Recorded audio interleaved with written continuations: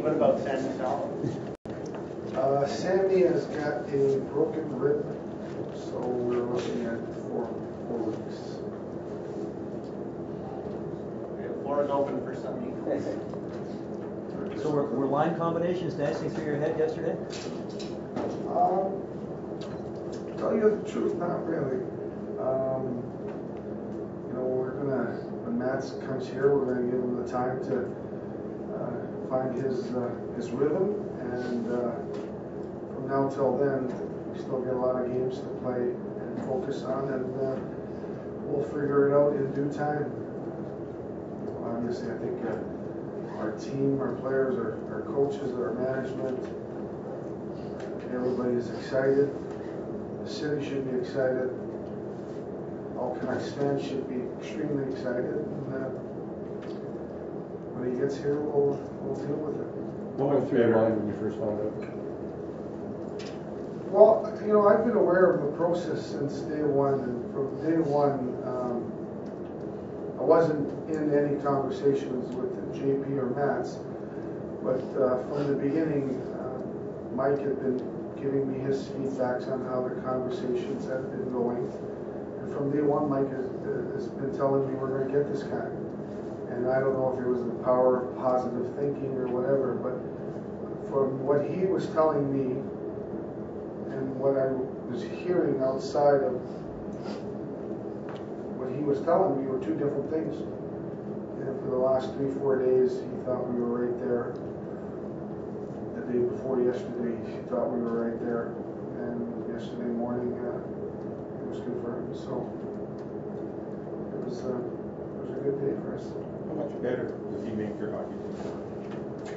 Well, I think obviously we're adding a top 6 forward to our team, which was an element that we've expressed that we needed.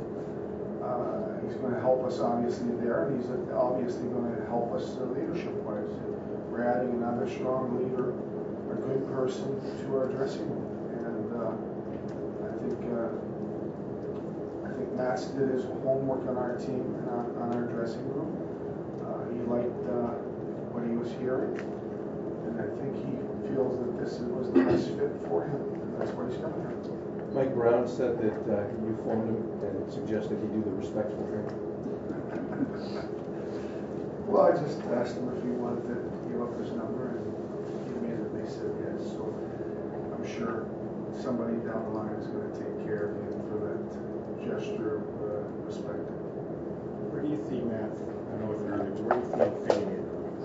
Beyond the line already signed? No. I mean, you guys know us coaches, we switch lines all the time. So, like I said, I think we'll figure it out in due time, and we'll let him come here, and just like any injured player, when he's ready to play, he'll let us know that he's ready to play. He's not an injured player, but he's a player that hasn't had a training camp, hasn't played any games, so we'll work with him to get him ready to contribute, and I'm sure he will.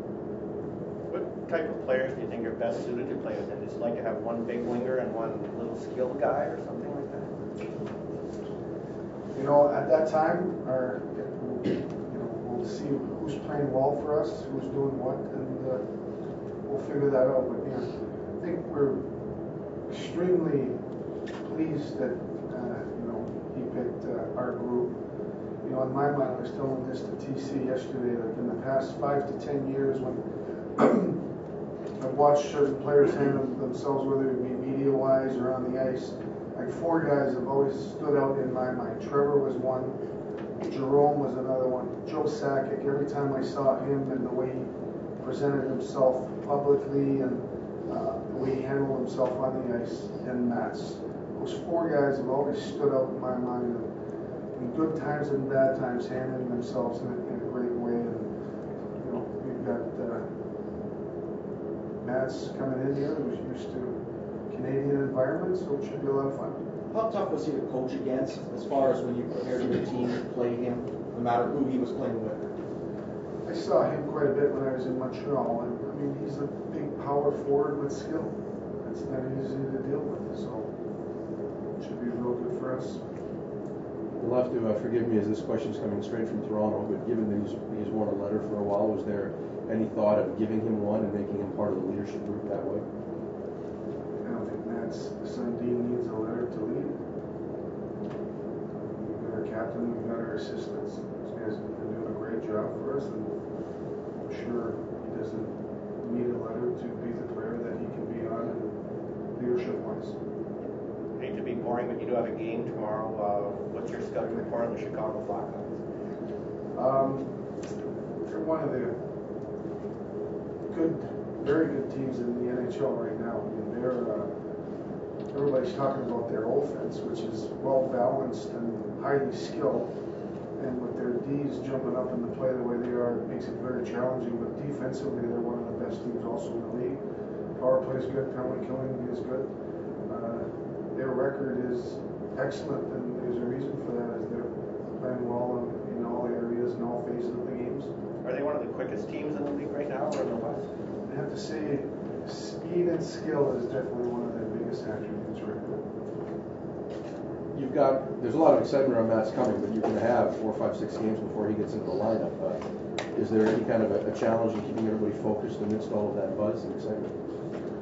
I think our players have been focused on playing and getting ready for every game. I don't see that changing. I think you might have a little bit more as far as work to do with him being around, but for us it's going to be business as usual, and when he's ready to play, obviously we'll be very happy and we'll put him in the lineup. Who goes in for Sammy would be Davison again? I haven't made up my mind. I want to watch tonight's game. Make up my mind after. Sticking with Curtis? Yeah. Yes. If obviously when you started the season up to now, you considered your team very good. Every team considered themselves a Stanley Cup contender. How many more notches do you go up now with the addition of Bassett? Well, our expectations have not changed.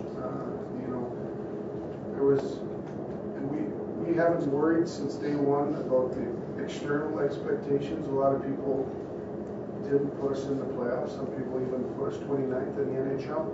We didn't worry about that when we were hearing negative things about our team. Our goal and our focus was always on pursuing a playoff spot, and that's what we're going to continue to do. And after that, once you've made the playoffs, you shift your focus to winning 4 games, and then your focus shifts on winning 4 more, etc. So, we've added a very good piece, and we're happy, but our focus is not going to shift on pursuing to get to the playoffs right now.